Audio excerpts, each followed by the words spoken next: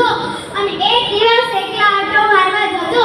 ખબર પડી જશે કે જે દિવસે તમે એકલા હશો ને, અરે બોલાવાની વાત તો દૂર રહી, લોકો તમારી સામું પણ નહીં જોવે. મા ઘરનું ગૌરવ છે ને તો પિતા ઘરનું અસ્તિત્વ છે. મા પાસે અસ્ત્રની ધારા તો પિતા પાસે સંયમ હોય છે.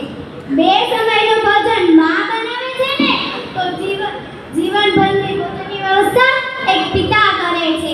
ત્યારે આપણે પડી જઈએ કે ઠોકર લાગે ને ત્યારે આપણા મોંમાંથી ઓ બાપરે એમ નીકળી જાય છે, ઓ માં એમ નીકળી જાય છે. પરંતુ આપણે ક્યારેક રસ્તો પાર કરતા હોય ને ટ્રક પાસે આવીને અચાનક બ્રેક મારે ને ત્યારે આપણા મોંમાંથી ઓ બાપરે એમ નીકળી જાય છે. કારણ કે નાના નાના સંકટોમાં તે માતા યાદ આવે છે ને, પરંતુ જ્યારે મોટા સંકટો આવે છે ને ત્યારે પિતા યાદ આવે છે. પણ હું એક કહેવા માંગુ છું, મને મારા પપ્પા કરતા સાંજ વધારે ગમે છે. મને મારા પપ્પા કરતા સાંજ વધારે ગમે છે. કારણ કે પપ્પા તો મારી માટે ફક્ત સારા રમકડા જ લાવે છે, જ્યારે આ સાંજ તો મારા પપ્પાને લઈને આવે છે. જ્યારે આ સાંજ તો મારા પપ્પાને લઈને આવે છે.